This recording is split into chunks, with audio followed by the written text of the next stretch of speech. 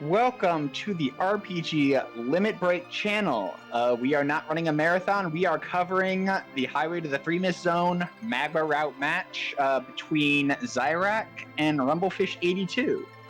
I am one of your commentators, Mechalink, and with me is Gundampilotspaz, or GPS. How you doing, Mecha? It's good to be here. I'm doing all right. We've got the robot-themed commentary team out here for you, and Dark Knight Cecil to start with some fairly deep objectives. This is not a free seed by any means. No, absolutely not. The most rude one in there is complete the sealed cave. On our Threemus Zone group flags here, we have the warp glitch on, which allows us to completely skip the sealed cave. On the best of days today, our runners are going to have to complete that dungeon. That's right, and we'll talk about that a little more once we get closer to the warp glitch proper. To cover the tournament structure real quickly, this is the kind of second group, the second stage of the Highway to the Threemus Zone. People who went 2-1 in the original group stages ended up in this Magma route. Their goal is to go to get 2 wins to qualify for the play-in races. So both these players are playing to lock up their play-in race. Rumblefish had to go through the Tonberry group, which was won by me, so I'm rooting for them. I don't know what group Zyrak was in, sadly, but they also clearly went 2-1, so this is going to be a good one. With these objectives, we're going to see a lot of play out of these players. And with the Dark Knight Cecil to start, their start could be very, very painful. The Magma route overall is kind of this war of the Titans, if it were. Everyone in there is a shark, and they're battling for those very few spots to get to the next round of this tournament. That's right. Only 6 players will make it out of the Magma route. Only 2 out of the Hook route. So, but yeah, that's still not many comparatively. So yeah, no, it's a fight. And yeah, this is the second week of the 3-round Swiss. It looks like there we go. Yeah, we are off.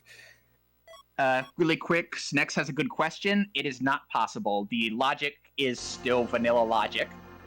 All right, early crystal. Wrong crystal. An octopus hands us a crystal ring, which is great gear, and an old man comes to join us. So we've got the go to Ordeals party, but yeah, this is not necessarily fast early. No, and it's unfortunate we didn't get a key item as our first item in the game, having all of our objectives now gated by various key items. So we're gonna at least have to get 3 distinct key items in order to complete this sea, which is of course the Luca key to enter the sealed cave, the Baron key to complete the Baron throne, and our Darkness crystal to get up to the moon. Alternatively, we can find that Legend sword and the Adamant to forge Excalibur and complete our default first objective.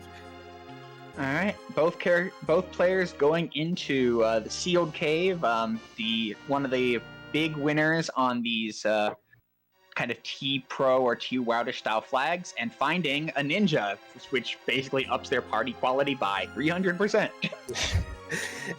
One of the best features of these group flags is that early ninja. It pretty much makes the overworld almost entirely free, depending on the bosses you find. If as soon as I find an edge, I'm gonna just I'm not gonna be afraid of any of the early boss spots. That's right. Characters come in at their first starting level and gear setup. So Kane comes in at 10, Edge comes in at 25, with the black belt and a bandana.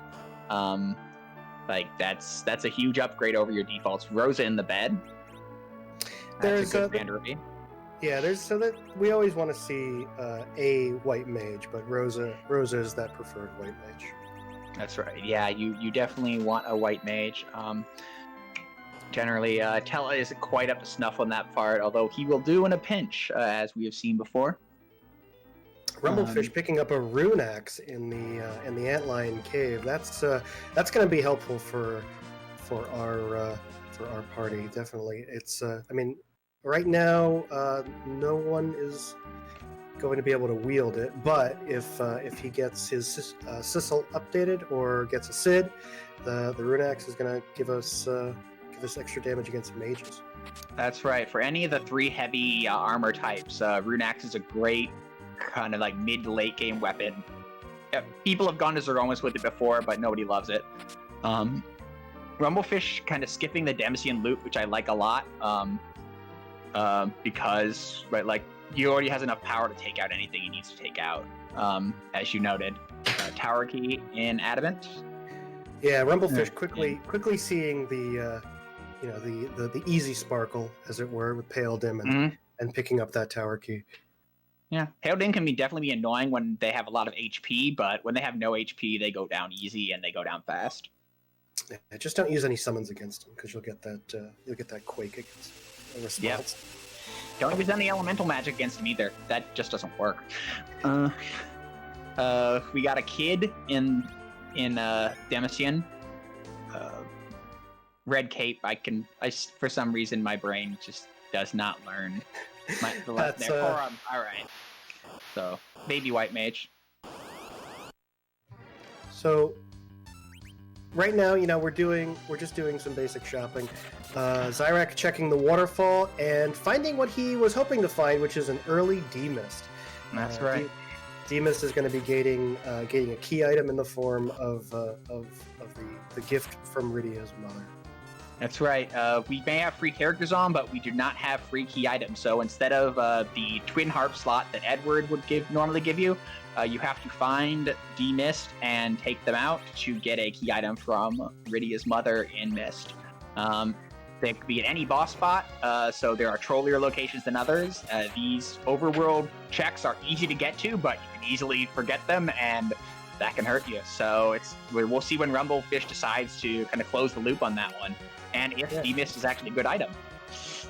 Yeah, so I mean, it's interesting in doing those checks so early on the overworld. That's a lot earlier than I typically do them, and finding D-Mist this much before Rumblefish may be a huge boon if it leads to underground access. Our main goal in this first stage of the game is to find either that Magma key or hook to get access to the underworld, and if D-Mist is gating either of those items, Zyrak is going to have a huge advantage. That's right. In the meantime, Rumblefish went up the mountain, found another Rosa, and has to deal with a plague. Now, plague is pretty free in most locations. It maybe gets a little bit annoying in faster spots, but shouldn't be much trouble here. No. The standard tactic for plague is to take out one of your characters. That's one way to do it. Stop Cecil for a bit. While fast doesn't change the math on ticks, right? Like plague script doing fast doesn't change anything bad. Stop actually does stop the count. Yeah, that's an interesting strategy. I'm not sure I've seen that one. Of course, when the stop comes off Cecil, he'll be able to revive the rest of the party, and then that's right. Plague will just continue to recast it until it's back on everybody. Yeah, no, that's one way, and that makes sense given the damage potential that the party had was so low that killing any one of their characters would have been difficult, and would have taken edge off of actually killing Plague. Right. So that's actually a very kind of heads up play. We're about to see Zyrak get their key item off of Rydia's mother. And indeed, it is the Magma key. So wow. Our underground access is gated by that cheeky D-Mist hiding at the waterfall. And as I speculated earlier, this puts Zyrak in a pretty big advantage. Rumblefish may check all of the common spots, common key item locations as well, finding that waterfall. Cursed ring in the tiara chest. Yeah, so that's we always like to see a cursed ring because it helps us manipulate our agility, which is one of the key strategies for dealing with our final boss at the end of the game. Yep. So yeah, I mean, and now like the fear if you're a Rumblefish fan is that Rumblefish will find the hook, because the hook will send him towards surely it's a hook route, right? And we know that Magma is there for you. Second edge in the Baron Inn, and a third Sparkle. It's I always like seeing sparkles early. That's a huge advantage. That water hag early is not my favorite, but sparkles early are gonna take those off the table for much more difficult spots. That's right. Yeah, the sparkles tend to be a lot more painful when they have the HP for their powerful abilities to come into play. And just the same, right? Like water hag is a free fight, 3 hits and they go down. And yes, it is Magma off of Threemus. CPU, rarely a fast fight, but also rarely a dangerous one. Yeah, I mean, I don't think the CPU is ever really threatening in most locations, considering its main attack is HP. It's a percentage based, but it's always an annoying fight no matter where it is, and it always takes longer than it should. Yep, and when you try and do it a little faster than perhaps normal is where you get yourself killed. So, right, like as long as Zyrak doesn't kind of go too wild, they should get to this spot and get their second edge and a key item. Meanwhile, Rumblefish found the Avenger, one of the strongest swords in the game because it provides the strongest positive status in the game, and also can be wielded by Cecil and Kane to good effect.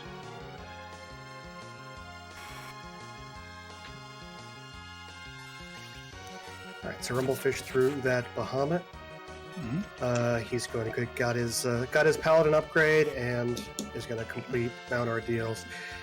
Meanwhile, Zyrak making his way through this CPU. Yeah, a Paladin upgrade with an Avenger to put on them immediately will make anything that they've got left to do on the overworld very quick. Again, disappointed that we didn't get a key item from Ordeals, but that Avenger sword is probably going to do us a lot more help than any key item would have. And we've got a Rat Tail. Yeah, Rat Tail. A Rat Tail without a hook is simply a Rat Tail, unfortunately. And you can't prove your valor without the hook. So yeah, again, like Rumblefish is now looking at 2 known key item spots and the secret bonus demist that they have at Fabul and Baron Inn. We know that Baron Inn's not something, but if Fabul is the hook, right, like, or a chain that leads to the hook, we are, in that dangerous situation where one player has Magma, the other has hook. So Zyrak looking pretty good. He's got a couple of ninjas. Got a white mage, got the Tella, who's definitely helpful in a lot of grinds. As soon as if he decides to keep the Cecil and upgrade him, then looks like we have a party. Cecil can be very dangerous on these flags. Mecha, would you like to explain why? Yeah, sure. I wanted to quickly note that we had some back row glitching with the edges, quickly swapping in a boomerang to make it so that they had the back row bit. But yeah, Cecil is a danger on these seeds because we are using the vanilla agility flag. Back to the original version of the randomizer, this was just normal, was that if Cecil's in your party, he's the agility anchor. Which means that he is the standard by which all of your party's speed and the enemy speed is based around. He basically gets set to speed 5, and then everybody else is set in relation to him based on their agility relative to his. And so that means that you have, without Cecil, it's whoever's in the center slot. So you have a lot more options with regards to picking your agility. And we saw Zyrak see a Cecil and a Yang and reset out of that. Rumblefish picking up the pass in the defense. So the pass is going to enable Fish to warp right to the final boss fight when he's ready. So that's a benefit to our runners. Of course, we do have a objective on the moon, so it may not save us as much time as otherwise. No, but it's always a nice option to have. Sometimes you end up, like for example, maybe they find the Adamant and Legend Sword on the moon before, right? Like to help finish out their objectives. Maybe they find the Luca key on the moon, right? Like you're about something. Yeah, Zyrak running into a ha up at Mount Hobbs, and he is noping out of that, leaving that Kane to remain hostage. Nah, that's fair. Golbez is always a slow fight, whether dangerous or not, and just for a Kane, that I don't see that being worth it here. Yeah, but at least Zyrak knows he has some options now. I mean, he knows where Cecil is, and if he wants to get levels on Cecil early on and then dump him later for a base level Cecil, you can do that. And he also knows where both a Kane and a Yang are, which are two great melee fighters. So he's got some options to do some switching up on his party if he chooses so later. No, I mean, I really like leaving the Cecil and the Yang at Mysidia, and we see him get rid of the Cecil at this point, which is going to make that Avenger a little sad. But I mean, at this point now, he has much more, many more agility options, and we know they have the Curse Ring already. So, they have full agility manipulation at their fingertips. Yeah, so we have a 2 white mage party, which is great. I think we're going to see a Rosa doing some serious damage very soon if he can get a good bow for her. Mm-hmm. And I mean, 2 white mages with 2 ninjas means that you've got all the berserks you need. Plus the Tele, 3 versus a berserk. So we're berserk. We've got more berserk than we could ever use. Yeah. I mean, not if Rose is berserking herself, if she finds a sweet bow, like you said. True. And Rumblefish discovers Second Edge. And we'll be chewing through the CPU. Did they put on the Avenger? I believe they did, which was going to make the CPU spot more annoying than perhaps they wanted. So I imagine that we're going to see Zyrak finish up Ordeals, and then if I had the Magma key, it definitely would be burning a hole in my pocket. I would be eager to get underground and check a couple of free key item spots that we have down there. He's probably definitely going to go to check the Sylph Cave and Yang before running to Fabul, kind of minimize his trips there. Yeah, and I would have definitely gone underground before this. So it's more than burning a hole in my pocket. I would have gone underground because, as I mentioned, we are on the Wildish treasure set, and that means that we have kind of T-Pro scaling, so things are gated. So there are better treasure chests underground than there are above ground, and that's just better treasure chests means more swords for these edges. Rumblefish through that CPU is going to be rewarded with his rat tail and his second ninja. Yep. And that means Rumblefish has checked all of the normal overworld objectives and now knows that they are on a demist hunt, which saves them the horror of ending up going hook while your opponent gets to Magma. So it's just a matter of how quickly they go to those other possible demist locations. Yeah, that's another thing about Zyrax's choice not to immediately jump underground. He's losing that gain he had over Rumblefish, and with every minute that goes by where he's not underground, Rumblefish is getting closer and closer to starting to check that waterfall location and find that demist. Yep, I mean, and in terms of raw checks, Rumblefish has checked Fabul, and Zyrak has checked the waterfall, and that is the current difference. That means that Zyrak right now they've made the same number of checks, and Zyrak has more mobility than Rumblefish, and that's about to change because Rumblefish has nowhere else to check. So, assuming that Rumblefish, hopefully we see them going to Mist Cave and then into Waterfall, and then they will have caught up. Yeah, so it looks like Rumblefish is going to be checking these 2 locations looking for that demist, since his checks on the overworld are running out, looking for that underground access. No, and I mean, we saw a quick use of one of the quality of life features in this randomizer, the track screen, where you can see the items you have, the objectives that are on play, and even whether you have turned in certain items. Very useful kind of addition. And Rumblefish gets the good news. Yeah, so it's unfortunate for Zyrak, but right now he's probably going to head underground. He'll be able to do his free checks before Rumblefish can get there, and he'll be. Oh, I take it back. He's going to finish Antlion before going underground. I guess he hadn't finished. It was Rumblefish who did Antlion. Yeah, Rumblefish did Antlion. Okay, then yeah. I mean, Zyrak was a little farther behind than I thought in terms of checks. So yeah, no, this definitely Rumblefish is going to get their Magma key and start to explore those free item checks. Since we've got so many key items to grab that it's not likely that Rumblefish is going to enter go mode because of this. But every minute counts. It's a race. Mm-hmm.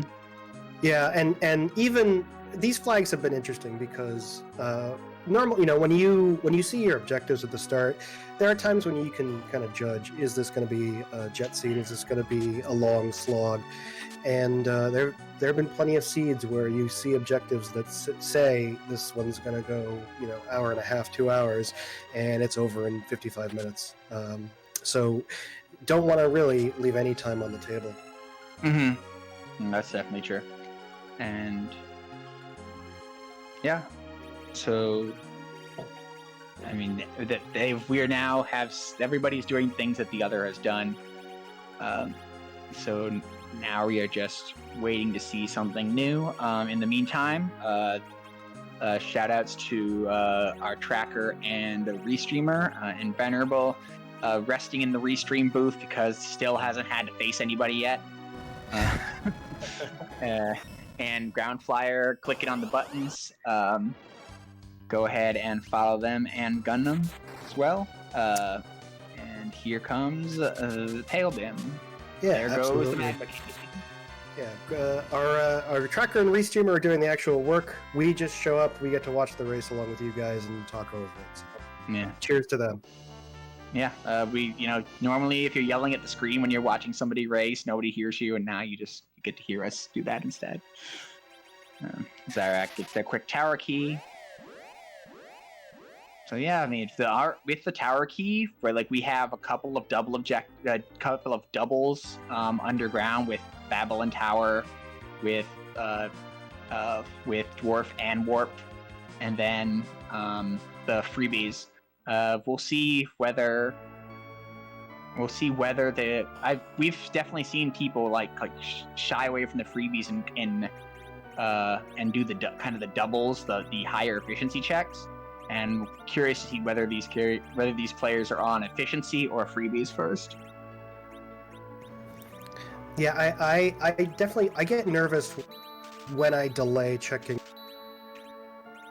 for that Feymarch chest, just because in the back of my head, because there's nothing gating them, I always assume that my opponent has already been here. Mm-hmm. But at the same time, if you can take one of the Feymarch fights, that might help you overall. Yeah. Making it kind of a less of a double dip on Feymarch is always a nice when you can do it. And the thing here being that since there are so many key items away from being done, right? Like if they were to fade a free check for a little bit, it's not likely not going to destroy them. It could, right? Like we could end up with a big chain, right? But it's not likely to destroy them if they were to skip a freebie for a little bit. But as you said, right, like when your opponent's checked it and you haven't, that could be bad. Yeah, actually, the more I think about it, the more I think that the Zyrak's checking the Antlion nest is going to be more beneficial to him than hindrance, because he picks up that tower key. I guess if I get underground and start doing those free checks, get stuck in Dwarf, maybe I fade Antlion a little longer than I would otherwise. And Rumblefish, interestingly, doesn't bother looking at the King and Queen spot. We know that Demus is out of the pool. So that's not there's nothing that it matters. Refrigerator technician for the job dwarf. Our seat has been validated. So I always love it when the job dwarf is a farmer of some sort, and rumblefish denying. So I mean, rumblefish just playing the heel today. There is a clear people's champion among our runners. It's true.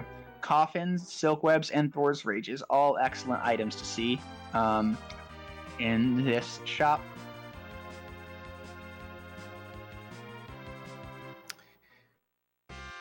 Yeah, definitely. So we want to at least buy 3 silk webs. That's my minimum when I see them. It says silk webs are definitely going to slow down some fast bosses, especially our final boss Threemus. The coffins are good against a couple of bosses who aren't protected by the infamous boss bit, so they can be affected by that fatal spell, but can also help in a couple of our grind options. And here we see exactly the difference I'm talking about. Zyrak did some shop checks and maybe angling to go for a double here, or just doing more looting, whereas Rumblefish is doing freebies. Yeah, definitely. Dwarf Cast was something that I tend to skip.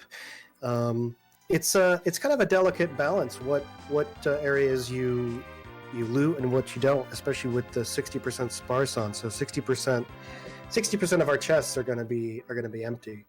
Yep. And now that we have the hook, right, like going up above ground to do those freebie checks has even a little more value. Okay, we do see Zyrak going the freebie route after all, and Rumblefish finishing off the shop check sequence. We'll see if Rumblefish decides they want to take the boss while they're here. Probably not, given that they didn't heal, but you never know. Free silk web. Zyrak going for the looting here. There's a trap chest here, and when you hit it, you will reset because you have 1 HP. Yeah, every time the screen flashes there and the runner steps on one of those flashing spaces, they lose a little bit of their health. And hitting that trap chest means an auto reset, especially at these levels. Ninja shirt and a crystal armor, though. That's some good items.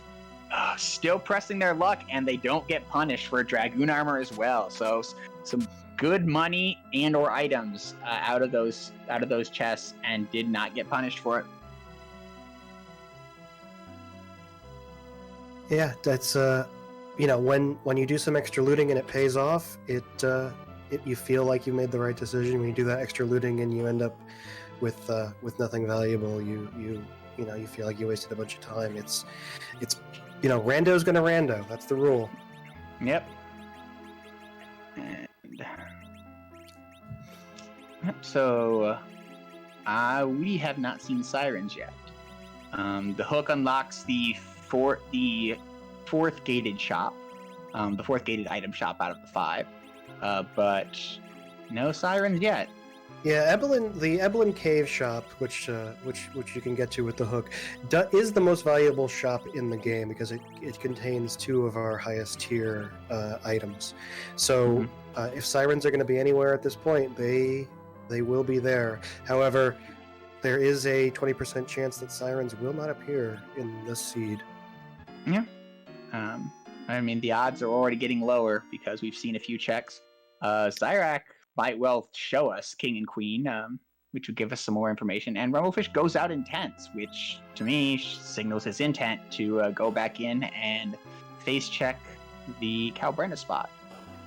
Yeah, I mean, I don't know about you, Mecha, but with this party, I don't know if I'm going to be too worried about sirens. I have that Tella. I'm definitely going to be thinking about a D machine grind, but you do need that darkness crystal in order to pull off that grind. So, Zyrak gets punished for not keeping a Cecil around, and Rumblefish gets punished for not checking. There was a free boss down there at the king spot. The Karate Man dies instantly to a Cecil swing after his second kick, or rather, as he's second kicking. And Magus Sisters, 8,000 HP divided 3 ways, will probably go down pretty quick here. Yeah, while Karate Man will automatically die after that second kick in the Fame Arch spots, either one. He's going to be fast. He's going to hit hard, and so you might want to, that's an opportunity where Sirens are kind of an advantage over just planning for a D machine, because you could pop 2 or 3 Sirens, get 100,000 experience, and then tank those hits a little better and get that free boss fight out of the way. Certainly true. And Zyrak is going to cash in that rat tail.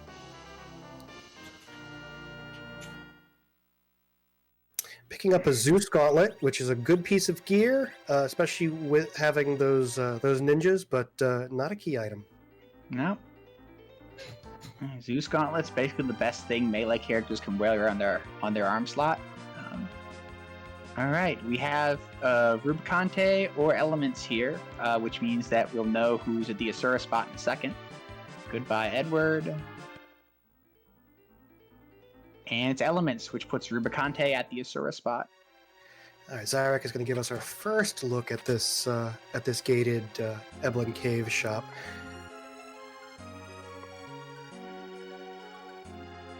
And is still on the looting train. A mute knife is very nice, but I'm a little surprised. Maybe they're hoping for ninja swords in this shop, so. And there's our Sirens and our Hourglasses.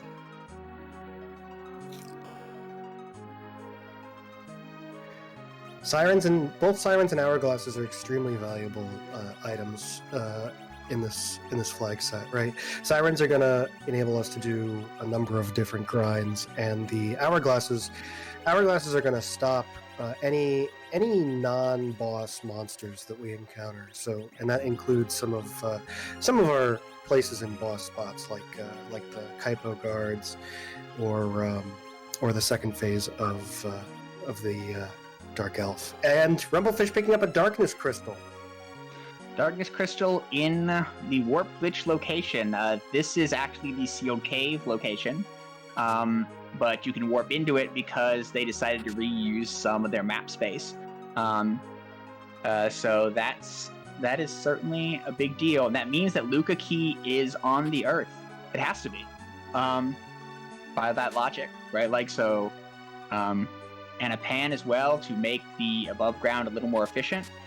Meanwhile, while Rumblefish was getting paid in the extreme, Zyrak found ninja swords, but not the money to buy them.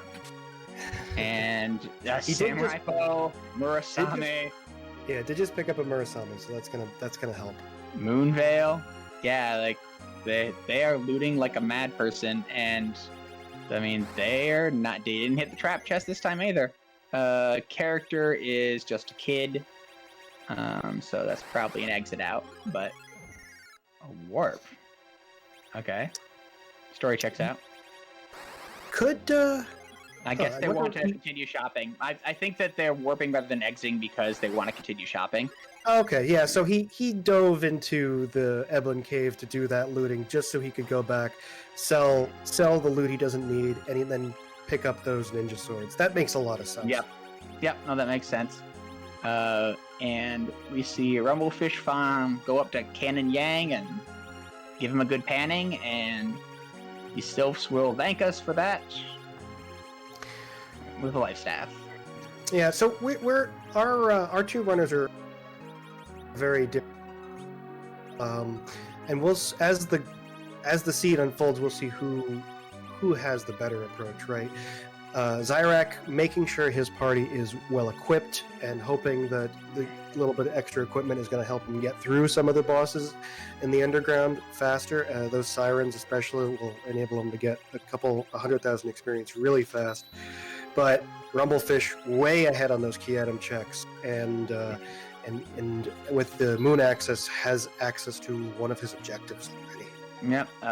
Rumblefish risking chests and finally gets caught by Warbles and trees. Zyrak finally selling enough to get a pair of ninja swords. Took him long enough.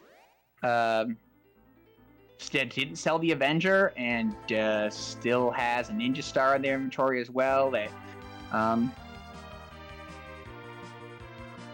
Yeah, I'm gonna wonder how Rumblefish is gonna handle second Avenger.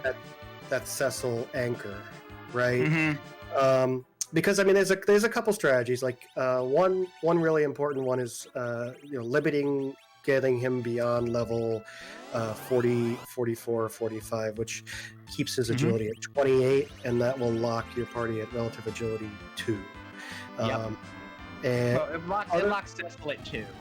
Your party could be faster. Right. We're locking Zeromus at 2, but again, still could using Cecil to get through the rest of the game, and then dumping him right before that final fight for a better anchor is also a choice, and he's got plenty of opportunity to do that. Yep, very true. Zyrak scrambling eggs. Luca Key. Yeah. that's Sheila spicy. 1 is an objective, and Sheila 2 is half of an objective. Yeah, so Rumblefish coming way ahead in terms of key item count, and a lot closer to completing some objectives than Zyrak. He currently has the Seal Cave is now unlocked. The Vanilla Massamune altar is unlocked, halfway to the Excalibur, which will complete Objective 1. But Zyrak, he's popping those sirens and getting levels right now, so I don't think he's going to be that far behind for very much longer. No. I mean, it's NBC Zyrak putting Tella on the ground, likely planning on Tella being the agility anchor, as we discussed. Where Zyrak had optionality and has chosen Tella as the person to keep their agility low. Rumblefish has let Cecil gain some levels, and as you mentioned, that means they're going to have to think a little bit. But Rumblefish launching their hovercraft so they can turn in the rat tail and possibly check that shop. That's not quite it. Try that again.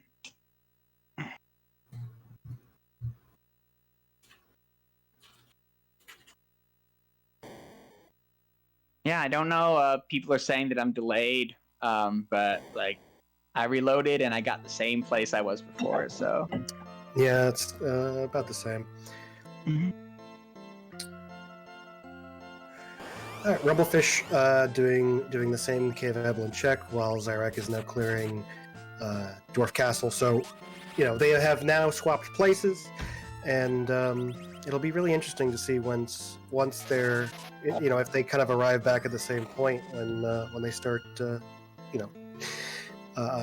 deciding where to go next. That Luca key is going to be very tempting to get rid of, but with half of the Excalibur, using that Darkness Crystal and starting to do some of those moon checks is also really tempting. So yeah, I mean, Rumble's definitely got to be thinking about. I think that you do Luca. You have the capability. You have strong characters. Where with some sirens, especially, you will. I don't think you'll have trouble with the boss there. Of course, you won't get a key item out of it, but. I think you do that just to get it out of the way. But we will see. Yeah, I mean, but there's also the opportunity. You go up and do that Massamune all receive a Baron key for your efforts. I would definitely prefer to do that basement throne rather than walk through the sealed cave. Not sure if it's faster, but it definitely feels like less of a slog. It's true. It's with the with the objectives as they are. There's definitely the cutting. One of them you're going to get to skip, and which one is it? Rumblefish not going through to loot, managed to get what they wanted out of that shop, and we'll see where they go next. While Zyrak is watching the hand crawl away to steal the Darkness Crystal, little does the hand know that they left a Darkness Crystal behind somehow.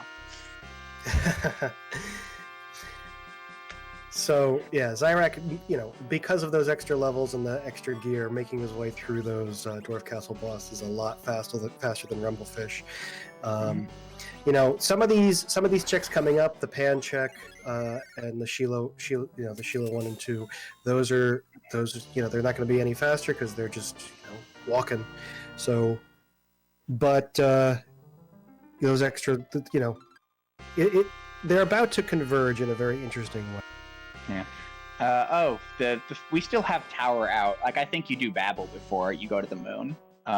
That's 2 primary slot key item checks. That's really good odds. I would certainly recommend doing Tower before going to the moon, but the moon does have a lot of slots.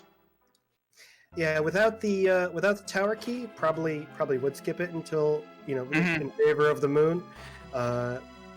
But with that Tower key, it's a lot denser and it's well worth the time.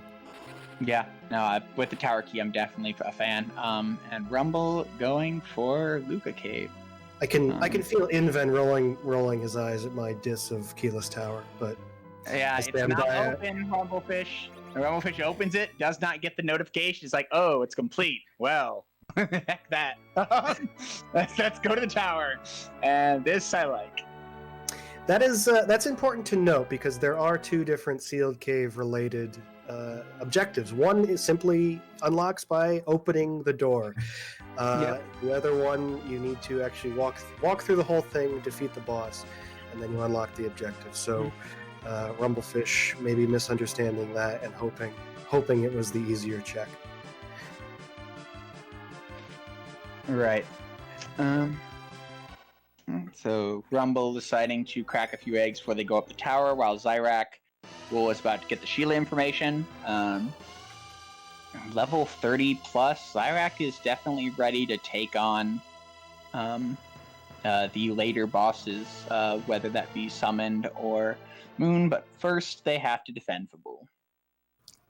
Get their pass.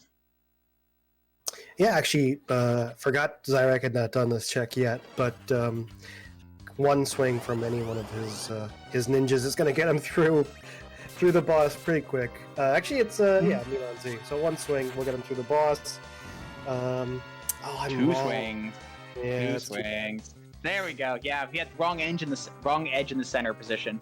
So he'll pick up his pass. He's going to pick up his legend sword and pick up a Luca key for this trouble. It's and that'll bring our runners into parity. Yep, complete parity on key items. With all of the same things open. And so it'd be a question of what Zyrak wants to do. Rumble now with sufficient levels to take on an unknown boss at the top of the tower is headed on up. Unfortunately, you can't exit in this tower, so it is a long walk, and that's why people tend to avoid it. I didn't see what levels Rumblefish got to with his quick egg grind before running up to the They tower. have about the same their edges have the same HP as Zyrak, so pretty similar. 2 chests, 2 monsters. I'm cheering that Zyrak goes to the moon right now, just so we can get some divergence and make this really interesting. Yeah, I mean, I think I like Tower, but that doesn't. I mean, there are a lot of spots on the moon, and so it kind of depends, right? Like when you're racing against somebody, the question is always, right? Like, are you going to beat them in a drag race, right? Like, is like if you both go to the same places, check the same things, who's going to win, right? Like, and if you think the answer is your opponent, then you have to wonder, okay, so what do I do to break that? What do I do to break parity, right? Like, what checks, what gambles do I make, or where do I make them, right? And so if Zyrak thinks that, right, like they're even with Rumblefish, right, like then that's one thing. So it really depends in some degree how even you think you are. And we do see divergence a little. Zyrak, knowing that it's complete the sealed cave, goes ahead and goes for the objective. Again, the key item's not here, so we know we're getting nothing out of this other than a dead boss and an objective, but it does clear an objective. Yeah, one of the unwritten rules of these flags is you focus on, and Zyrak sees one of his objectives is open. The game is completing those objectives, and he's going for it, and I like it. No, and I think it's entirely reasonable. It's just because there's no key item waiting there. It's not as good. Often we say complete your objectives, partially because objectives have key items attached a lot of the time, and so you do your objective, you get the next key item you need for the next objective, and then you're like, oh, like I sure wish I'd done this earlier. Leviathan at the top of the tower. Ice magic that won't do anything, and waves that will. Not really a challenge as long as you got some healing, and we do, because Rosa as Aerith in that particular fab palette. And I'm sorry, the boss triggered on the way in. Yeah, meanwhile, Zyrak is running into a Kainatsu, a less friendly wave-based enemy. Kainatsu's waves are based on his total hit points, and remember, big waves are a quarter of your health. Waves are a percentage of Kainatsu's health. Big wave versus wave. Yeah, important to remember when you're ready to tank that first wave, depending on the boss. But before Kainatsu is setting out his first wave, those edges are doing a ton of damage, and it's really pretty much nullifying them before they can even get it out. All right, yep, nope, that's exactly it. As I mentioned, Kainatsu's waves are based on his actual HP, not his max. So getting in enough damage is one way to deal with the problem. And yes, High Wind, I mentioned you might notice that because we have multiples of characters, we have different palettes. I believe that palette, I've always thought the pink palette is an Aerith style palette. And it's just a Stardust right at the top. Yep, it's Aerith Rosa. See, I'm good at eyes. Zyrak having burned down Kainatsu pretty darn quickly, and the turtle is gone.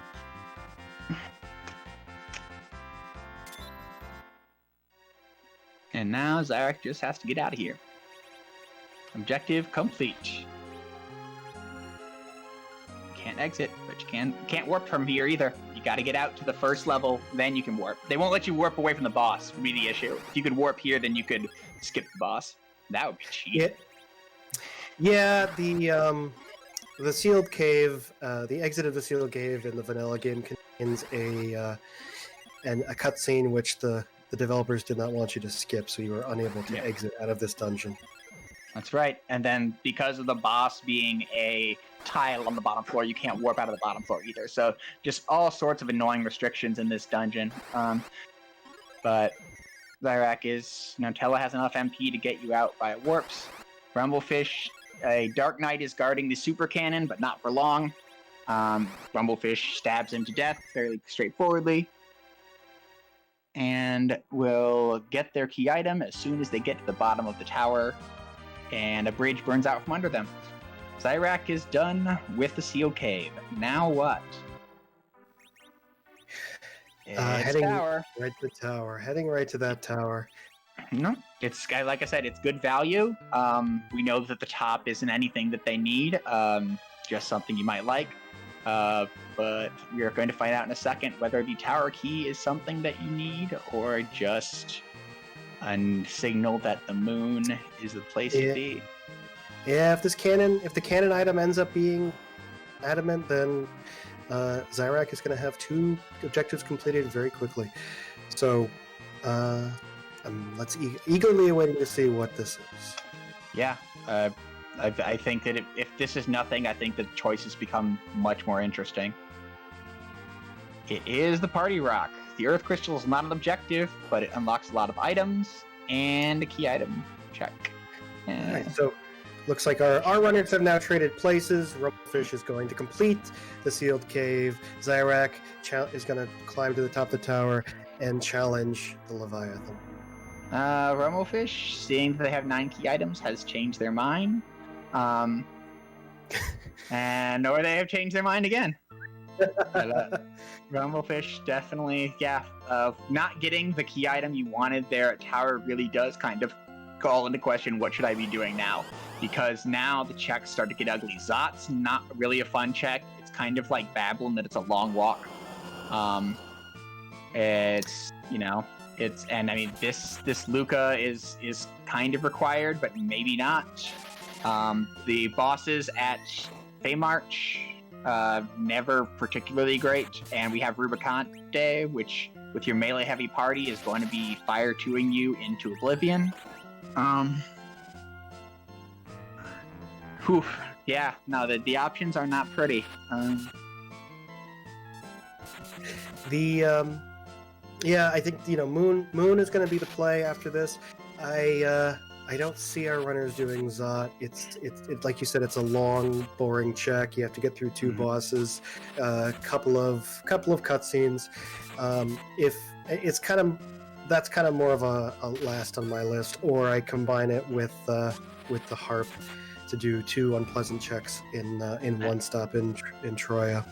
And I think I agree. Like, I like Moon much more here than I think at this point that Moon is where I would go as well. The odds are very good. We still have 10 Moon style slots open, and with so many key items out, I feel like we've got a very good chance of hitting a key item or 2 on the Moon that gets us where we want to go. I do want to play. Yeah. I do want to play chat's favorite game, which is Rate the Treasure. Yes. That is something I want to see. But Zyrak, he's got plenty of good gear for his party. I don't think that's a priority for him. Rumblefish, we might see that check sooner than that. I think Rumblefish is definitely the one that wants more gear. As we can see, right, like Rumblefish has been less successful dealing with Kanazo's first wave, and it hurt.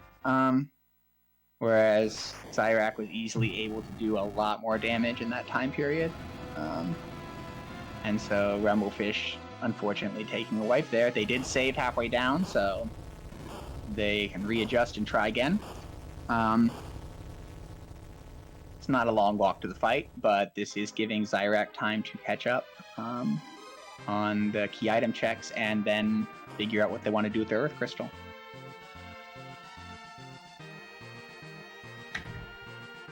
The sprite there is still kind of off. When it was shaking, you could see like the door sprite still there, right? Like with the empty door behind it, because the door wasn't open. That's it's those little things that make this randomizer fun and silly. Yeah, that looked like a good door rage. This is the kind of traditional way of dealing with Kanazo's waves, is using lit. No, not right time. Unfortunately, you have to time it fairly precisely, and sometimes that doesn't work out. Rosa survives at 1. Clutch Rosa. So we'd like to see. Rumblefish not having the level or the gear that Zyrak had is not able to deal as much damage as quickly as Zyrak did. So That's why he's seeing much ruder rolls on those waves. No, that's exactly it. But with Rosa surviving that first one and being able to cure 3 out, I think the second wave will be a much more manageable wave, and then the fight will proceed apace. Zyrak deciding to check out the treasury. As we mentioned, we are on the T-Wowish flag set, which means that not only are these weighted as gated things like T-Pro, but then there's the extra bump of where you can get T7 items in these. And that's real good. Crystal armor, not what we're looking for. Artemis arrows, not what we're looking for. Crystal sword. Hey, Crystal sword is something that one of our runners is for. Yes, we've got a crystal sword, and there's a Cecil still waiting around. But that was not what Zyrak wanted to see. Zyrak wanted to see Hanzo Steel, wanted to see Artemis at bow. And Zyrak continuing up the Earth Crystal. This might well be a divergence. I feel like I said, like Moon seems like a stronger play to both of us. And if Rumblefish takes the Moon first, then this could be an important divergence. Yeah, definitely didn't see this occurring. I wonder if getting exit on Rosa kind of but it has other sources of exit, of course. Right. It's a little bit of an odd choice, just because of how long it is. But I guess if he wanted to come and check the treasury, and he's already here, that makes sense.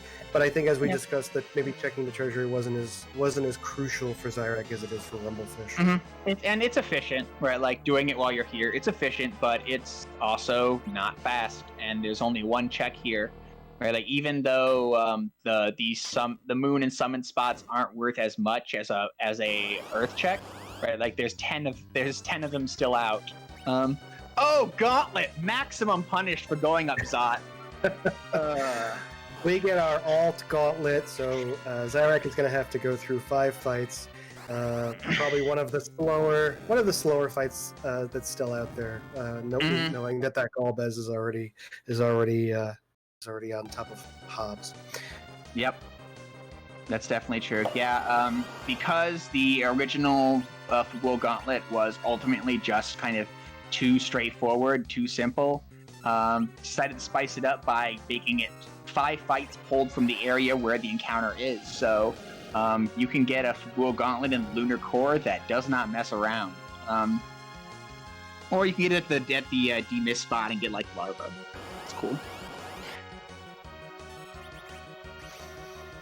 Alright, so Zyrak is going to be in this fight for a while. Meanwhile, Rumblefish is summoning the Lunar Whale.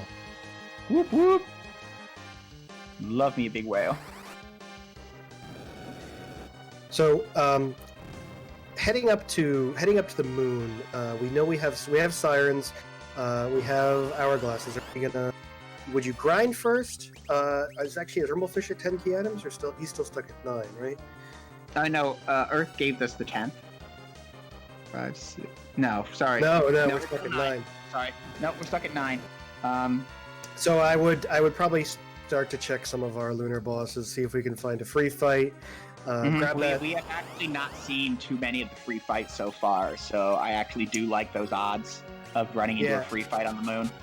Only Water Hag, and I guess if Yang, if you count him, in certain locations where he doesn't do too much damage. But yeah, so definitely a lot of opportunities for free fights, easy bosses up on the moon, and so Rumblefish can grab that 10th key item and finish his grind on the moon before returning to Earth and completing his final objectives with it, whichever ones that has to be. Yep, and this is exactly where we talked about, like, having the pass as an option becomes nice, because while, yes, the Masamune could be your last option, sometimes it isn't. And here we see Zyrak tear through with ninja magic is useful, especially at spots like these, and makes the best of a bad gauntlet. Levels 35 or so, like, Rumblefish is definitely in the zone where they don't have to grind much to get through some of the moon bosses. But Rumblefish, not going to check that treasury, he is missing out on the Crystal Sword. Yep. That Avenger's going to get him through just fine, but the Crystal Sword would make him pretty much. The Crystal Sword is a cut above. It is 200 attack power. Holy element plus stats. It is a fantastic sword. Wyvern. We get the Star Veil up. That's good. All right, so one reflected nuke is enough to take out the Wyvern. This spot has enough magic attack for those. For whatever reason, the developers really wanted to make sure that the petrify type attacks never missed, and I guess the weak never misses for Valva's either, and so they crank up the magic attack on those spots really high. You see it with the Evil Wall spot as well. So yeah, that Wyvern throwing out quad 9s at a place where you wouldn't necessarily expect it. And Earth Crystal gives us another Crystal Sword. Zyrak punished for taking the Party Rock and getting only an exit spell on Rosa for their trouble. Yeah, I mean, I do feel like the race has been pretty close the whole time. Our runners kind of maybe trading a slight lead back and forth, but Zyrak's choice to do Zot, I think, puts Rumblefish at a big advantage right now. Yeah, I mean, it hurts. I mean, that puts, right, Zyrak was actually kind of ahead of Rumblefish a little bit because of Rumblefish's wipe, right? Right, like that gave Zyrak the ability to catch up, and Zyrak spent it doing an objective that didn't pay out, and so now Rumblefish has managed to kind of reclaim a lead, right, like for the moment. So yeah, I mean, that, right, Rumblefish kind of gave up some time to Zyrak there, and Zyrak just, inadvertently gave it back. Rumblefish opting to do the King Ryu grind before getting 10 key items. Interesting that he decided to ditch the Tella for Yang. Tella would have made this grind a lot faster. Yep. This is the point, I assume, is to slingshot Yang. That is another thing that we do here. In the randomizer is if you're 5 levels below the median party member, you get 2x experience. But on Zyrak's screen, I'm sure there's something you want to talk about. Oh boy! So Zyrak also ditching Tella, picking up, taking the hint from the seed. That 2 crystal swords is enough to take a Cecil even at level 1. Even at level 1, and now he's heading up to the moon. But we'll see if that Cecil remains, is going to be a member of his party to do damage, or if he's just going to be an anchor. Just keeping Cecil at level 1, that's going to make a good anchor. Although, if that was going to be the choice, I probably wouldn't have picked him up until I was ready to enter that Z fight. Agree, since we know we're coming back. So yeah, my guess is that the intent is to make Cecil real. We saw there Yang jump up 23 levels, which is exactly the slingshot we talked about, and turn them from marginal party member to actual real party member very quickly. And we're going to see the same with Cecil, more than likely, out of Zyrak. Zyrak finding some wines at the Hummingway shop. So the Bacchus wines with his party composition, with either of our racers' party composition, is gonna really help. It'll free Rosa up to do something other than just cast Berserk, and get our party at Berserk mode a lot faster than relying on a mage to do it. Yep, completely agree. This is a party that loves themselves some Bacchus wine and is will be well rewarded. Let's see what Rumblefish finds at the latest boss spot in the game. Free fight. Got any hourglasses left? You do? Oh, how convenient.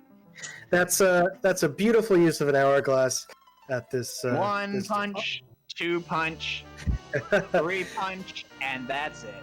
The dark imps are done. Hourglasses and coffins make this very, very free. Another, it would have been unfortunate if he didn't have either hourglasses or coffins and ditched that Tella, since Tella with stone makes this a potential single spell encounter. But yep. Yeah. And you mentioned it earlier. These dark imps are just an overworld fight, right? Like, they are just 3 monsters you find on the underground overworld that were just placed in a pseudo boss spot, and so they have all of the weaknesses of a normal enemy, including the ability to be stopped, fataled, stoned, frogged, and whatever the heck else you want to do to them. I do like turning the dark imps into frogs. It's like they're already an embarrassing monster. We might as well embarrass them a little more. And there is key item number 10, the pink tail. Not an objective, but 10 key items. Rumblefish has got to be pleased to finally get there. All right, Rumblefish completing objective number 3, and is either a barren key or an adamant rock away from go mode. Yep. So yeah. So I at this part, Mecha, like, our runners, they're going to clear that objective. Zyrak is going to clear that objective. I'm not going to leave Moon until either I have one of those key items or it's all the bosses are dead. I agree. At this point, the only spots you have left on the blue planet is for Rumblefish is Earth Crystal. Gross. And the like Zyrak just has and the summon bosses, and the summon bosses are just as good or bad as this. So Rumblefish probably going to go out and grind now that they have 10 key items, shore up their levels a little more, and then get to stabbing. And we see Zyrak doing the same. We've got quad dragons going on. Yeah, the routing of both of our runners, including down to ditching the Tellas and what grinds they're going for, have been very similar. It's really interesting. Like those small different routing decisions have only led them to kind of high five as they trade places and what dungeons they want to complete in what order. And again, we're going to see Zyrak slingshot Cecil with only 9 key items, same as Rumblefish did with Yang. Unfortunately for them, we're seeing the huge difference in gear though, with Zyrak's edges just having much better swords, being able to kill these King Ryus so much faster. Oh yeah, certainly. Zyrak, again, really like that move. Seeing the ninja swords, knowing that there was a cave full of treasure, and then taking the time to loot it, come back, sell that loot, and pick up those coveted swords. Yep. So yeah, this Rumblefish will take down their fight, but they will get twice the experience that Zyrak did for the effort, because that's yet another feature of the randomizer. Not only is XP not split by default, but you get twice as much experience once you have 10 key items to kind of speed up the end game a little bit. It's a randomizer, not a torture simulator. So let's see if Zyrak still has. I didn't see in his inventory. I was trying to peek if he has those coffins or those hourglasses to help him through this Dark Imp fight. Mm-hmm. Even though those Dark Imps are free, they still punch really hard. So not being able to hourglass them will make the fight pretty difficult. Oh no! Another free fight. This is 42,000 HP of tear that you have to tear through, unless of course it's King Queen Eblan who die after taking 3 actions for themselves. I love this moon. This seed is an instructional video rolled by Invenerable to explain to us why going to moon as soon as possible is important. Well, like we said, right? Like we saw one free boss on the blue planet, right? Like having just looked at every available boss spot on the free planet, except for 2 in Rumblefish's case, right? Like, where are the free bosses? They've got to be on the moon somewhere. There's like 5 of them. Right, and so far we've checked 2 spots and we've seen 2 free bosses. Putting Cecil on the ground to maintain that agility. You mentioned level 44 or 45, and Cecil is at 44 at the moment for Rumblefish. So, gonna maintain Cecil at a 28 agility. Seeing a little bit of different strategy because of that crystal sword. Zyrak has frozen the Dark Imps and is boxing his Cecil to take advantage of that the massive amount of power he's going to get from that single, that coveted weapon. Yep, Excalibur and something. Yeah, the first one was really quick. Ground Flyer. I don't know if did you get a look of it? Yeah, I saw the Excalibur. I didn't see the first thing. Package. The package isn't the key item we're looking for. I'm not liking that. And Odin, not free, but should be beatable here. Yeah, this is not. You don't have any darts. You're throwing the Excalibur that he just got. Don't I like need. It. I really like it. I love speeding up a fight, and this does that for sure. You should consider. You don't have any more darts, and you know it. I would consider using the attack command in some way. Yeah, so Rumblefish did not check the Hummingway item coming here, so we didn't have those Bacchus wines, but we'll be using Rosa to cast Berserk on a couple of those edges. Odin still may be faster. This is a relatively low HP spot compared to some of the other bosses on the moon, this being the Plague spot. But I don't think Rumblefish is doing enough damage to get through Odin right now. If he does it, it's because of the dart. Like, no, and I think that's if they make it, it's because of the dart, and I think that's exactly why I like the dart throw. Oh, there's Odin, and nope. Yeah, Rumblefish may not be able to get through it. I mean, this is a spot with that you would want a mage with thunder. I think you could get through it if you were to pick that Cecil back up, but that has its own cost.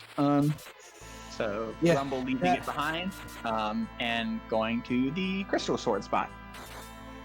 Yeah, I mean, I guess that is something that you want to consider. If you think that spot is valuable, you risk destroying your agility, and maybe having to sacrifice that Cecil in order to have a smooth Z fight by replacing them with a different anchor. So it's definitely a play that needs careful consideration if that's where you wanted to go.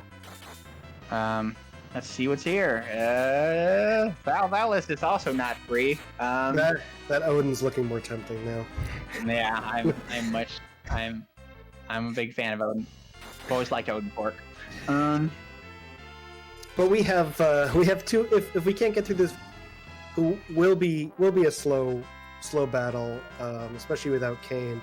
But we still have two more spots to check on the moon if this ends up being a reset. So I guess I don't think it's an impossible fight. It's gonna be a slog. It's just a little bit of a slog, because the Valvalis' spin does not make them immune to physical damage, but it does increase their ability to dodge significantly. Zyrak running to that White Spear spot without saving, running into Odin. Let's see if he's able to get through it with the help of those Bacchus wines. Not thinking to dart the X-Gal, which may hurt him. I mean, I think that the Bacchus, the action economy of the Bacchuses is going to do wonders, along with the better equipment, and I expect Zyrak to make this fight just fine. But yeah, I mean, Rumblefish isn't, looking at anything particularly dangerous here. Rose's heals are keeping things up. So that is an illustration of why the Crystal Sword is such a coveted item. Cecil doing 6,300 damage in one Zerk swing. Yeah. I mean, this is why, right, like, once you got a Crystal Sword, right, like, Cecil's on the table, for most people, because Crystal Sword Cecil is ridiculously powerful. A beautifully clean Odin fight. And that, unfortunately leads to the Sand Ruby. I doubt we're going back for second Rosa. So Rumblefish is thankfully not punished for their difficulties at that spot. Zyrak probably going up to fight Valvalis. Yeah, so I mean, we in the community, we talk a lot about a lot of these J item lines, and that's a great illustration of why they're so valuable in these seeds. Just being able to quickly Zerk up those fighters.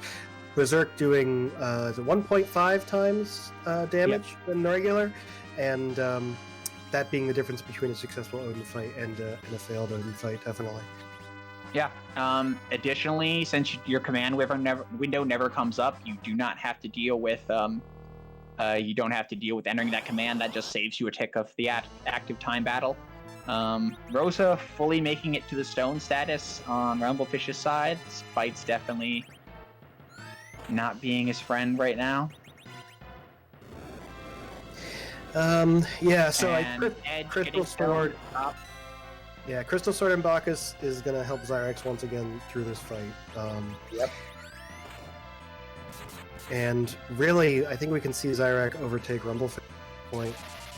Yep. And I mean, Crystal Sword is a heck of a sword. I mean, again, this is with these flags and on a lot of the Threemus Zone group races. We've seen a lot of divergence, runners coming into different paths and entering Z around the same time, which has been very exciting. Here we have the opposite, in which we have basically the runners following the same path with minor divergences, and one doing a little bit different strategy and is about to overtake the other. So really love these flags for there's just the different types of competitions that end up emerging. Yeah, whether it be just from the fact that it's 3 out of 4 objectives, or whether it be any number of things, and they both do the fight at about the same time. So what is this item? Bacchus wine. It's just Bacchus wine. More useful to Rumble than Zyrak, but that is not. So now the question for Rumble is, do you go back and try and take out Odin? Or what? Exiting Zyrak, choosing to exit out. Mm-hmm. I would like to welcome our friends from Random Mania. We just want to remind you not to spoil the race you just witnessed in case anyone and watch the end of it. We have a tight race between Zyrak and Rumblefish right now. They are neck and neck trying to find a way to achieve a third objective. Slowly making their way through the moon. That's right. Zyrak has done the Earth Crystal, so the only thing remaining for them on the blue planet is the summon bosses. Rumblefish has not done the Earth Crystal, so the summon bosses plus the Earth Crystal are waiting for him. And they have both. Zyrak has cleared the White Spear Altar, and Rumblefish has not. Unfortunately, it was not a relevant item. And so, yeah, Zyrak has a few more checks under his belt. And Crystal Swords have helped him on making up a little more speed there. D-Lunars. Yeah, so we see Rumblefish. Rumblefish is now going back a couple more King Ryus now that he has 10 key items. Hopefully trying to get up to that the coveted level 50 that most free enterprise seeds you want to end at. Zyrak should, again, that Crystal Sword is going to be doing a ton of damage against these D-Lunars, and this fight should not be very long at all. Rosa, that's not what we're trying to do there. Zyrak triggering the D-Lunar script, that means they're going to be bouncing viruses onto your party, but when Cecil's swinging out quad 9s, that may not be an issue. Yep. Bounce viruses, solid damage, but not enough to take down Cecil, and that means that one of these D-Lunars is going to be dying in a second. No, and I always get this wrong, but even though I think D-Lunars are not weak to the spell Holy or White, but they are weak to the Holy element on a weapon. So the Crystal Sword. Here's the thing, but Crystal Sword also is an undead killer. So straight up here, you just get 4x damage on undead. Fair enough. And that makes sure that the killing goes well here. And Rumblefish has gone back to the Odin spot. Yeah, with a little more levels. Ooh, Twin Harp. Twin Harp. That's not what you wanted to see. So now it's interesting. Does Zyrak go for the last spot on the moon? Or does he go for 2 summon spots and Twin Harp spot? And it looks like we are going to see if there's value in Cave Bahamut. This is not the odds play, but it is, it is a convenient play because you never have to come back to the moon again. Yeah, Zyrak is about to full clear the moon. Now, if you don't see one of your required key items here, Mecha, so Zyrak hasn't done Zot. He's got the Zyrak heart. has done Zot. Zyrak has done. Oh, I'm sorry. So he has done Zot. So your only check, depending on what you pull from here, is going to be that heart. Yep. So you're going to be harp and summons. King and Queen there. Yeah. And that's right. The Fey March bosses. So do you do harp, or do you run to Fey March and finish off one of those bosses? I think it depends on whether there's a key item here. If there's no key item here, I think I do summons. If there is a key item here, then I think I do Twin Harp, because they come from the same probabilistic pool. And Rumblefish gets the bad news that was not a required fight. And Cecil is the exit. Yeah, there's only one key item left that doesn't give us go mode. So exactly.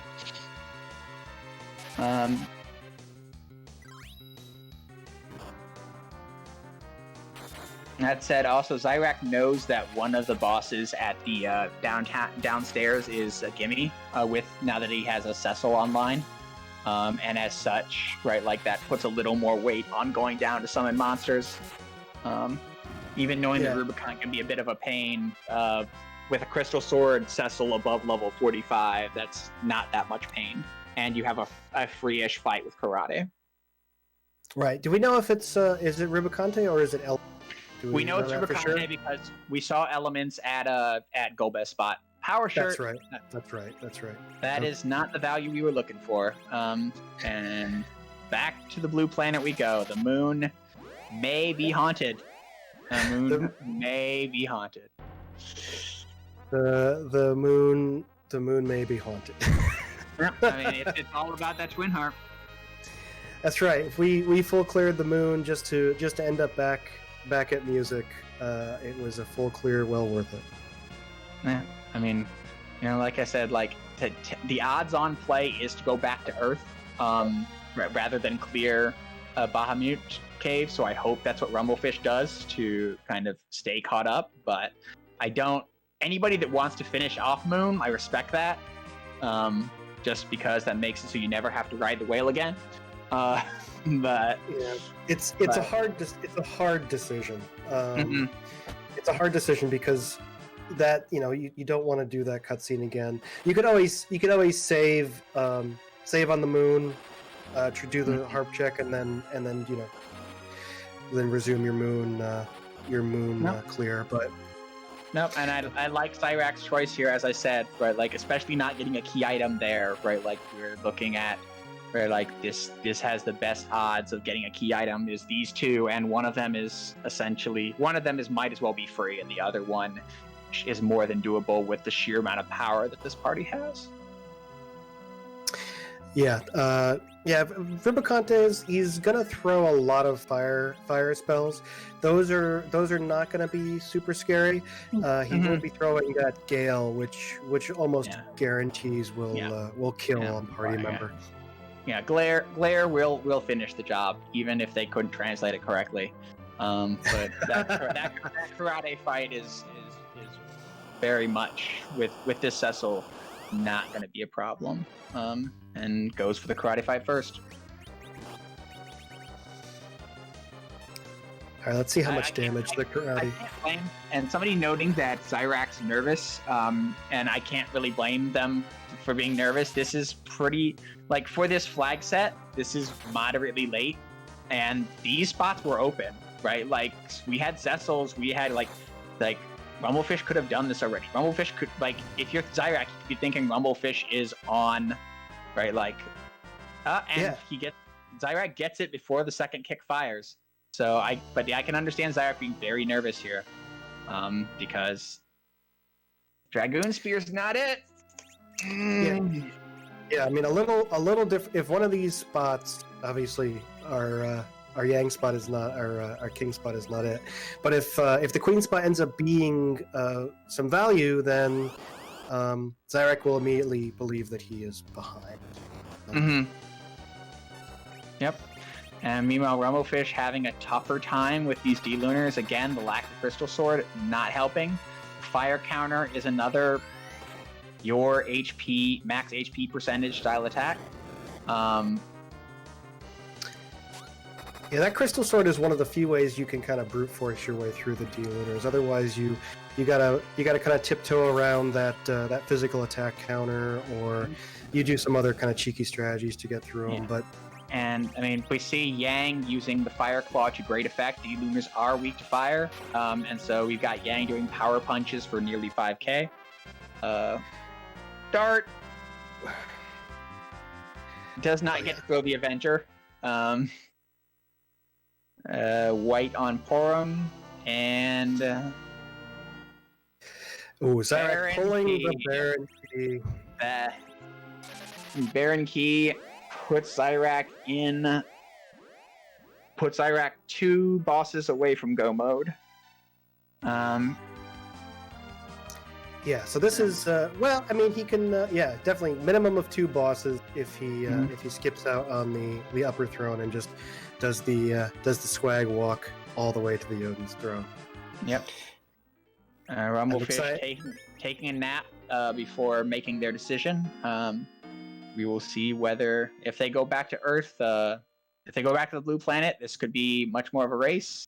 If they go to Bahamut, then we know that they are going to be a little further behind, and are gonna have to hope Zyrak has a little trouble somehow. Here. Yeah. Yep. Yeah, doing the Bahamut check, which no one will blame him for that. Again, right? Like you don't want to have to come back to the moon again. Right, like it's also one of those things when you have only one thing to go mode, right? Like you kind of never want to leave a check behind, right? Like you just want to check everything you can reach. Like just reach out and grab it and check it. Just if you can check it, just check it. Right. We have now the opportunity on Zyrak's end to see one of my favorite strategies in for Enterprise, which is the walk through the watery pass here to challenge the Odin throne, and then the walk out of the watery pass. Definitely, and I think there's some solid argument whether that's actually faster than challenging the boss on the King's throne. I think it's been pretty clearly measured to be faster, not by a ton, but it is faster. Yeah. I mean, you can't don't mess up your walk, right? Like if you haven't ever, if your plan is to walk out because you think it's faster and you've never done it before, consider practicing it, because the reverse walk is reverse walking is sometimes not, a thing. So yeah, you have that path memorized to get into Baron Castle. It's just leaving Baron Castle not so much. It's not a path you take very often. And Rosa shows Cecil the holy magic, and Cecil is down. Rumblefish maintaining that agility anchor at all costs. Now let's see who's on the throne. Ooh, it's just some luggage. Yeah, Dr. Luggage. Dr. Luggage is not overly scary nearly anywhere. Yep. Dr. Luggage divides the HP into 4 pieces, and then you don't even have to see one of the pieces most of the time. So that usually makes for fairly easy bosses. Additionally, the 3 of the 4 bosses also have the machine vulnerability.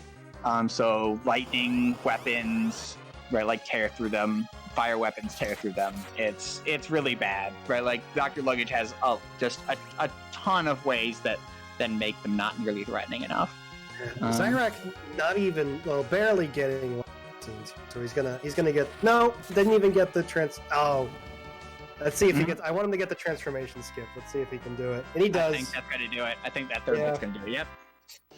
So not getting any of the cutscenes for Dr. Luggage. Now the real fight, Blarg. And the spoon for the extra swag. So if Rumblefish does decide to fade Feymarch on his return to Earth and go immediately to the harp, that will be the adamant rock. It has to be adamant. There's nothing left. So, I mean that is good news for Rumblefish. There's no wrong way to eat this Reese's. And that means that the worst thing Rumblefish could do is take the free boss at Feymarch. Likely the absolute worst thing Rumblefish can do is climb Tower of Zion. He has not done that. Yes, that would actually be the worst thing. And nope, Zyrak, you're gonna have to walk out the caveway. You can't go out the front door.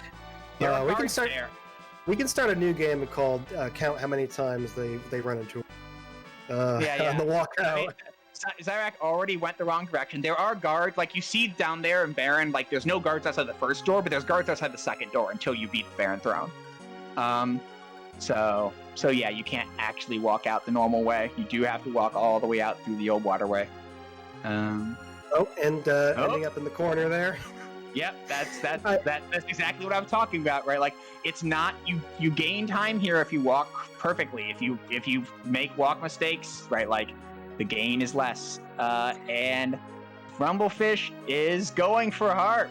So not only will we get music, Rumblefish will get, and Zyrak autos into going back down the stairs as well. Practice that walk, people. If you want to try and do it, right, like practice it.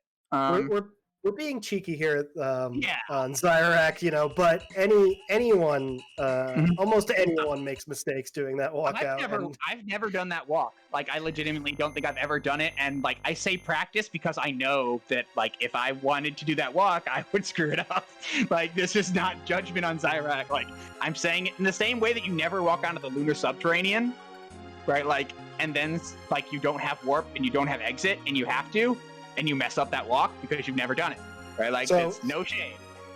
So our community, our chat is throwing up both of their favorite emotes. We're getting harped because we're approaching our music check, but we're also throwing up a weird letter Z flag. question mark. Yep. Yeah, I don't know what that means, Mecha. Do you know what that means? I do know what that means because I'm an oldie. The Z flag, back at the beginning, there was a flag you could choose, and it was called the Z flag. Hence the emote. And what it would do is it would change the Zeroma sprite to any one of a variety of Zeroma sprites, now up over 450. And so what that means, if you would like to say it, Gundam? Mecha, whose butt are we going to kick tonight? That's what we're going to find out as soon as Zeroma shows us his true form. In the meanwhile, we've got music to be quiet for, so we will be quiet for both the reveal of our sprite and the reveal of our music.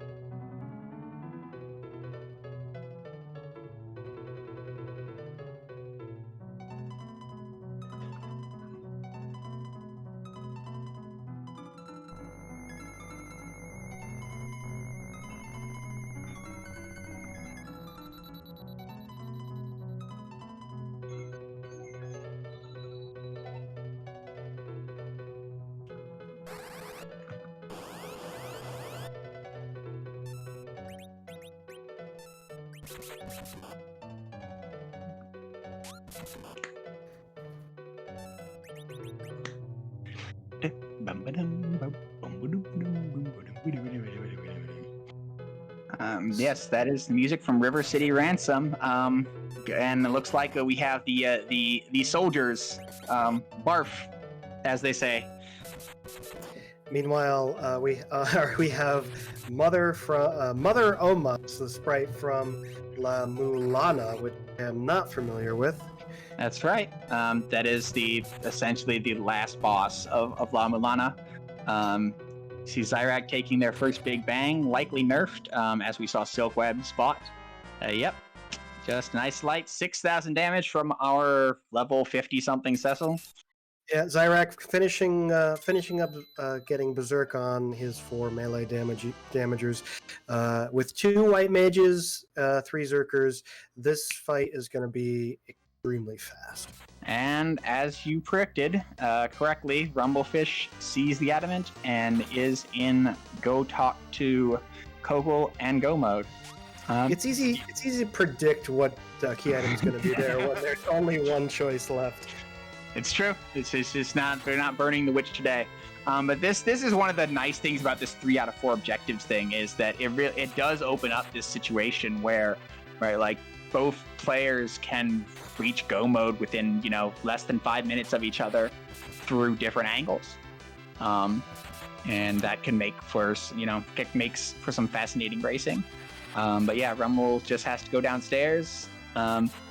Unfortunately, at this point, Rumble's hoping for a wipe from Zyrak, which is only going to happen if we get a big bang into Medio, because that damage output is real. Yeah, and Mech, I'm being corrected in chat that we did not. There was one more location we did not check, which was the trash can in Baron. Yep, that's true. Yeah, so that could have been adamant, which would have been a little bit more cheeky. Yeah, that would have been rude. We have rocks already on Zyrak's side, and yeah, we have Flash already on Zyrak's side.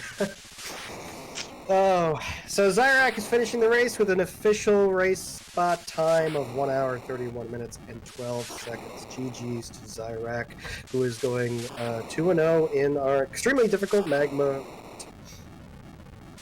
Yep, GG's to Zyrak. Dodging Cecil, ditching Cecil, but eventually coming to love Cecil and the 2 crystal swords that he had. Sounds like we're joined by somebody. Yeah, Zyrak, GG's. Congratulations on going 2-0. Thank you. I've never felt more bullied in my life, Mecha. I have to say. Wow. Cecil just wormed his way into your heart. Wow. Look, just because I can't walk straight out of sewer hallways, you don't have to bully me, okay? Wow. I guarantee I would do the same. Like, no shade. I guarantee I would make a mistake somewhere, not at the same place, but I guarantee I'd make a mistake somewhere. Yep. Yes. So Zara, can you put us a little bit in your mindset? Like you full cleared Moon, you returned to Earth. What were you thinking in those moments? I probably can't say those things on RPG Limit Break, if I'm being totally honest. Especially because both of those fights in Feymarch that I left were imminently cheesable. Yeah, no, I mean that's exactly what we were thinking, is that you went to the moon, got a key item off the moon, and then didn't chase it. That's gotta be terrifying. Yeah. The whole time I was up there, as all the moon stuff started coming up blanks, I was like, that Yang is like, it's potentially slow, but it's free, right? Like, really? With the Cecil sitting around? And once I realized that was Ruby that was there and not Elements, I was like, I know there's a cane around. All it would have taken is a Blizzard Spear or a Ice Brand, and he would go down very easily. And I just didn't think I had the ammo to sit there and throw with the edges at him at the time that I was down there. Mm-hmm. And my whole plan, like the whole time going through Zot, I was like, please just give me a key item. Key item gives me 10. I can just do my eggs, get to Zeromus levels, and clear Feymarch up before I go to the moon. And when it gave me a blank, I was like, grinding on 9 just feels so bad.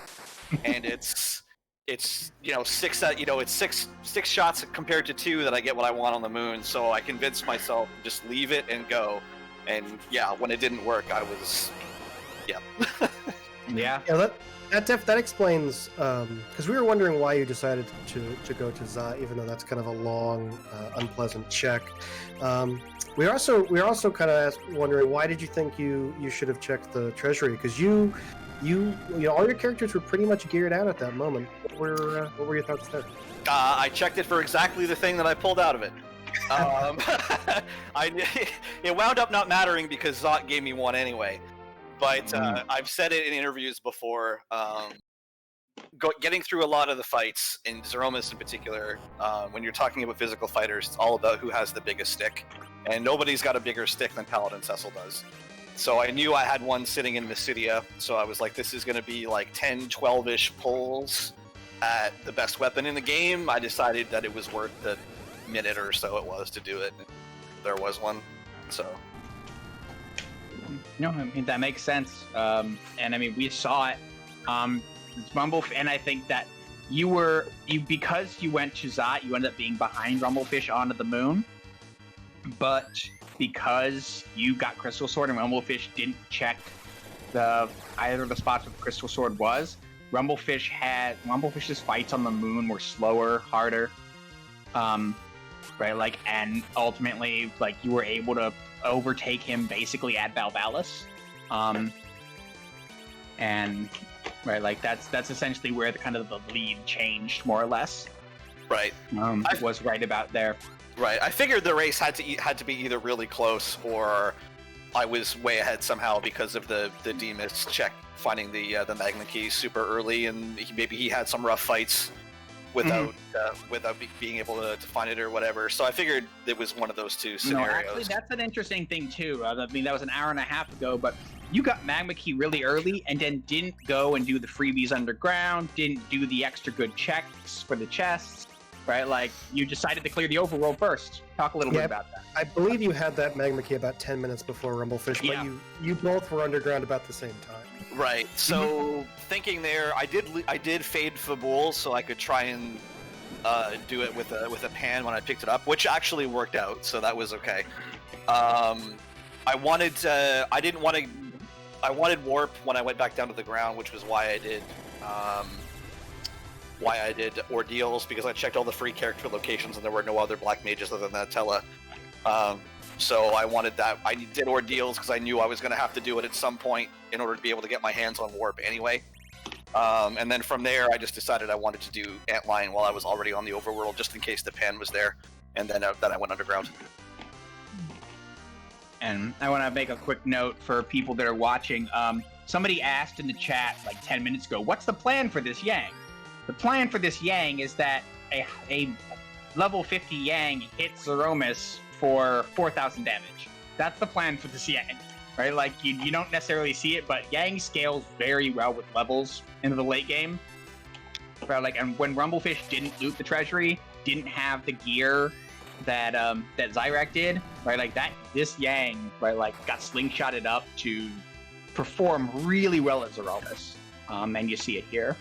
Yeah. So just want to make that note because somebody was asking like, why would you have a Yang? And the answer is because he's punching for 4,000 damage. Yeah. And unlike Edges or Cecil, he doesn't need a good sword to do that. Yep. Exactly. I almost picked him up on my way down to the lunar dais. The only reason I didn't was because I figured I might still want Blink for the bosses down there potentially, so I decided to hang on to the second white mage. But I was holding on to 2 white mages the whole time because I didn't know if boxes were in the seed or not. So right. No, that and we talked about that too. That you had 3 sources of Bacchus in the middle game. More than enough Bacchus sources of Berserk, right? Like, and then finally finding boxes on the moon meant that you had, right? Like it was all down to, like you said, Blink.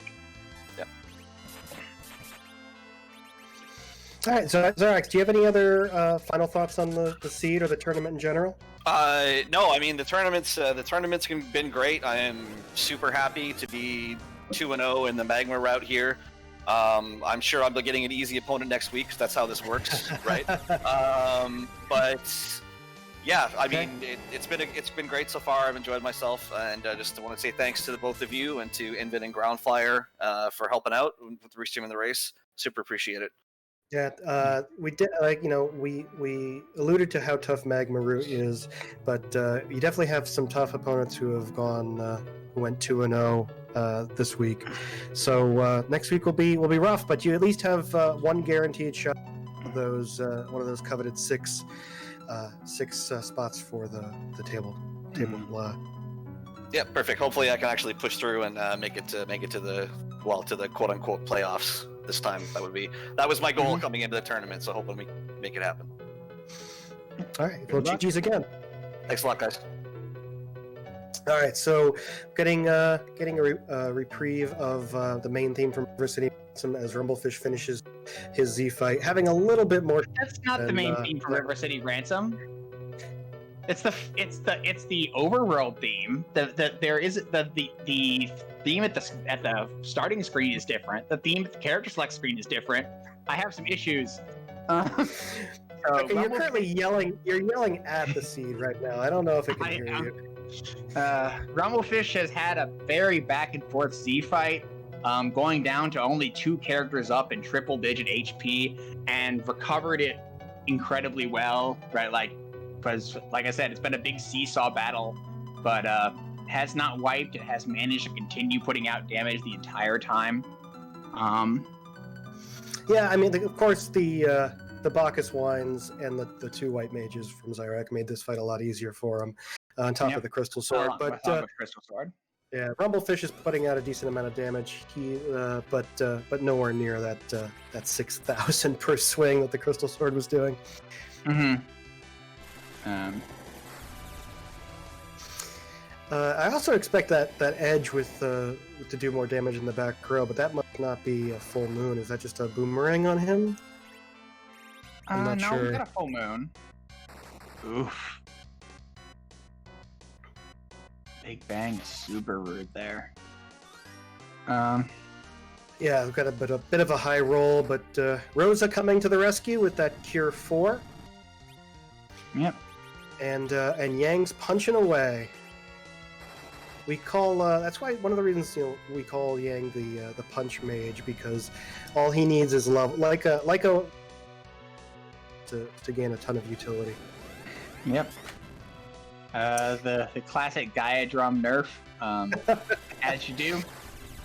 That's a move of desperation, but I approve. At least it'll make the bid bang a little bit less rude.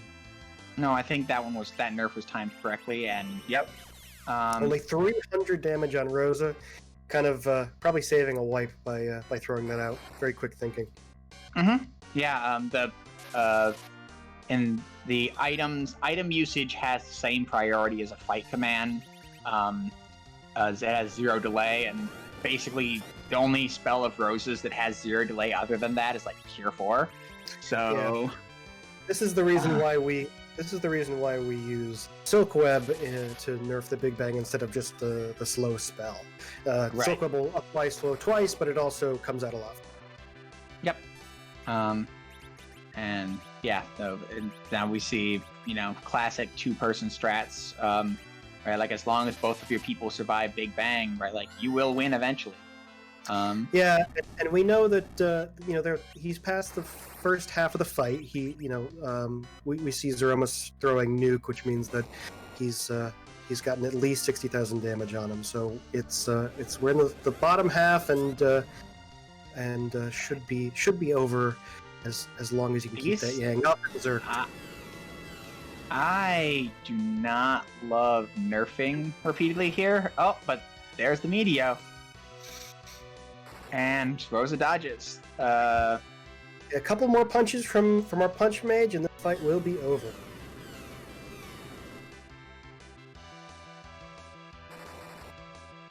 Rosa dodges again. You don't need to Cure 4. All right. Yeah, yep. It's probably a white shirt on that Rosa, right? That's a white shirt. Rumblefish is saving a few frames by not Cure 4ing, right? Like you could easily just be like safety Cure 4, but that's just a very kind of a small but relevant time savings to not bother Cure 4ing until Rosa or Yang's actually at threat of dying. Alright, so Threemus is finished. GG's to Rumblefish. We have an official race bot time, 1 hour, 43 minutes, and 29 seconds. And let's see are we going to be able to get Rumblefish in for a quick interview. Yep, GG's to Rumblefish. Yep, is a pretty tight race, and just in the end, Zyrak's superior gear ended up helping them through the seed a little faster. And that is the sound of Rumblefish joining us. GG's, Rumblefish. Thank you, GG's. GG's. It was a great. It was a bit unfortunate, but you played a great seed, and unfortunately you were just a little slower than Zyrak. Yeah, it was a very close race. Through most of it, and then Zyrak eventually managed to overtake you at about the Valvalus fight. Yeah, so getting that Earth Crystal, and knowing that chat's favorite game is Rate That Treasury, why did you decide to skip it and run right to the moon? Oh, I felt like I had, well enough, actually. It just, I had some medium strength, katanas for my edges, and I had an Avenger, and then I had, I just felt like that was, I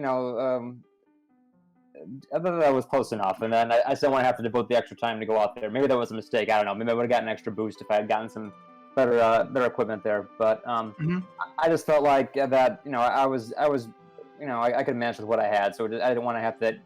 That might be a time sink. Mm-hmm. I think that's fair. I mean, you definitely did have a solid enough set of gear, right? And you did make it through the moon.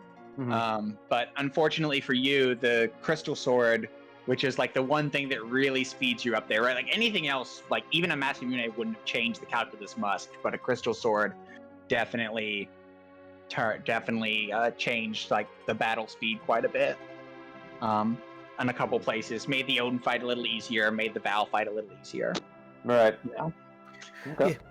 So definitely, you must have been a free fight in a required spot. Can you take us into your mindset as you were working your way through those moon bosses? I always thought I was behind because I know I had the Earth Crystal with me, and I thought that I wasn't sure if that was the right path to go. But I was at the moon was calling to me because the probability is in the moon.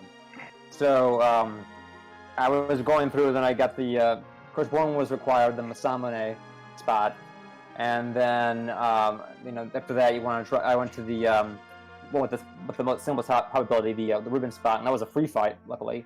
And I don't think there was too much that came out of there. It just and I started going through the fights. I was like thinking like, oh, this is a mistake. I probably shouldn't have gone to the moon. And I'm thinking that the go mode was actually back on the back in the in the Tower of Zot. So I'm not sure. I guess Zarok was actually did the same path that I did, more or less. Is that correct? Yeah, he did Earth Crystal. It was just a crystal sword, a second crystal sword. And the go modes that you were both looking for was either the Rubicante spot having the Baron key or Twin Harp having the Adamant. So you both went moon, you both full cleared moon, you both came back down and took different paths to your separate go modes.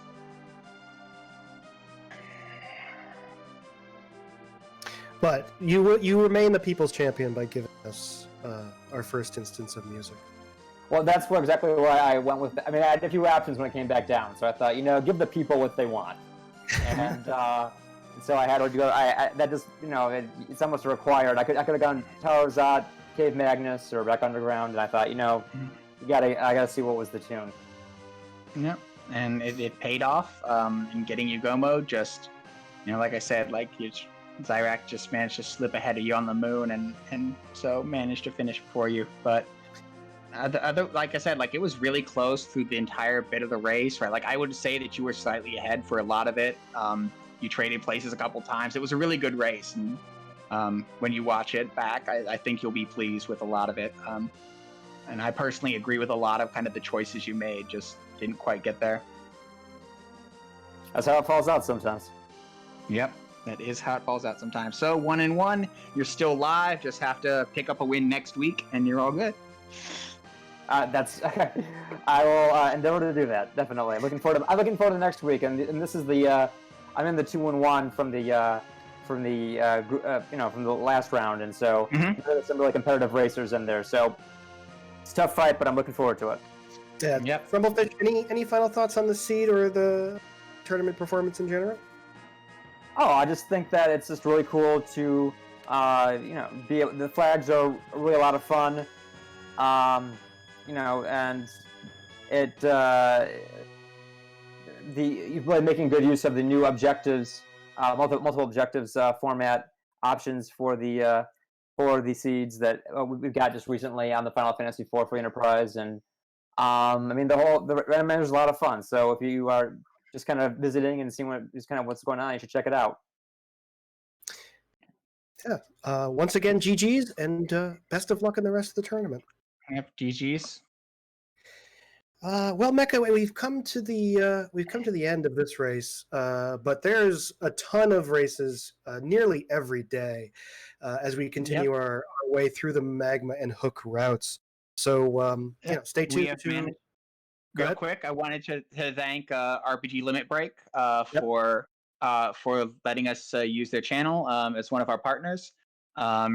Looks like we're going to raid Night Dew 14 a second. So for Gundampilotspaz, Mechalink, and Venerable, and Groundflyer, thank you all for watching.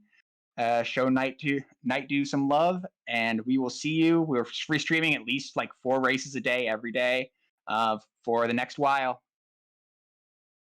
Enjoy it. Good night.